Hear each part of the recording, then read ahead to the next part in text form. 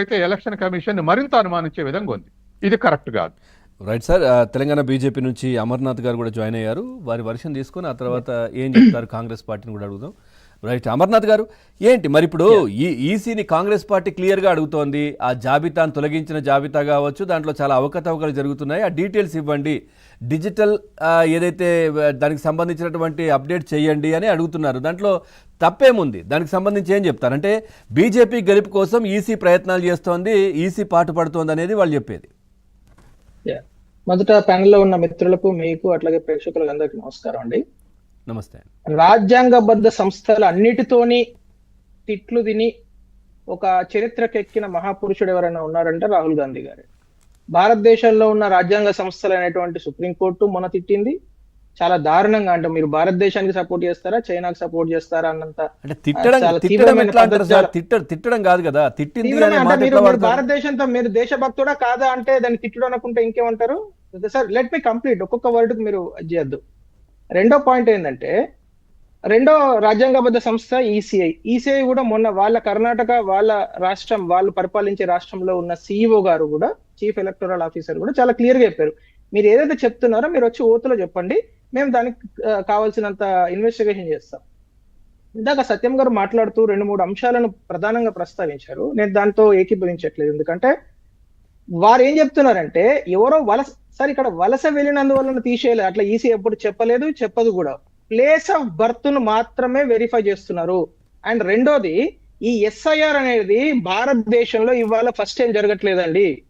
1952 నుంచి దాదాపు 16 సార్లు ఇంటెన్సివ్ రివిజన్ జరిగింది.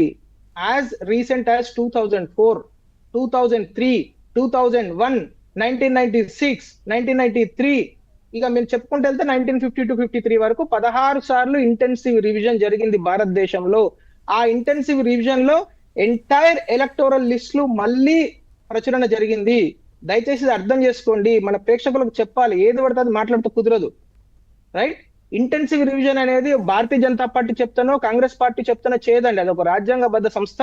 ఎక్కడైతే డౌట్, ఇప్పుడు రాహుల్ గాంధీ గారు చెప్పేదానిలో మన లాజిక్ ఉందా అండి? మహారాష్ట్రలోనేమో 50 లక్షల ఓట్లు వీళ్ళ కోసం పెంచుకున్నారని చెప్తారా?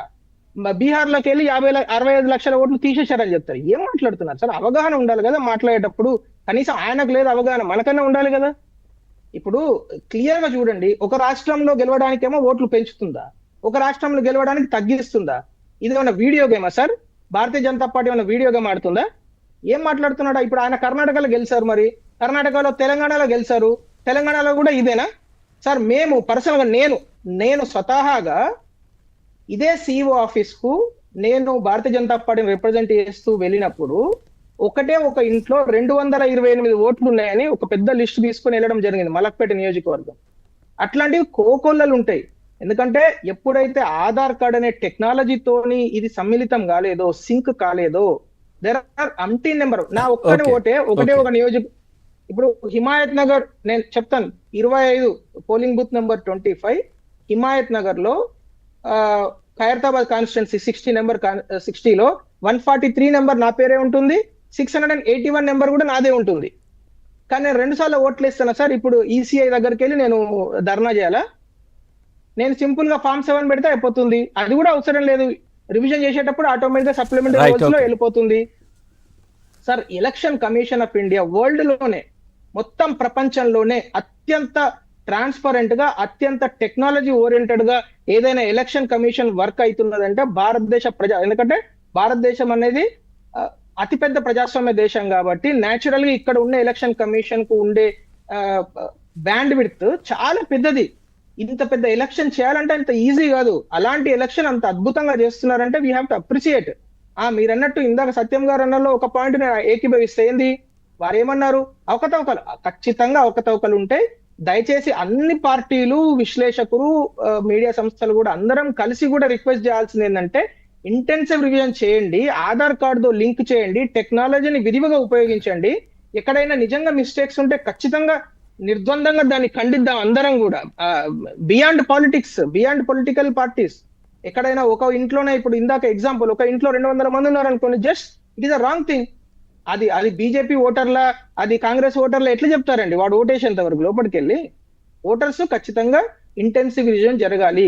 భారతదేశం మొత్తం Okay. జరగాలండి. Okay. ఎందుకంటే ఒక ఓల్డ్ సిటీలోనే మేమే 36,000 ఓట్లను తీసుకెళ్లి ఇచ్చాము. ఇదే సీఈఓకు, తెలంగాణ సీఈఓకు పట్టించుకోవాలి మమ్మల్ని అప్పుడు 36,000 ఒక్క నియోజకవర్గంలో సార్. సో ఇలాంటివి అనేక అక్రమాలు జరుగుతూనే రైట్ అండి, రైట్. ఒక్కసారి కాంగ్రెస్ పార్టీ నుంచి సుజాత గారు ఉన్నారు, ఏం చెప్తారో చూద్దాం. ప్రయత్నం చేద్దాం. రైట్, సుజాత గారు.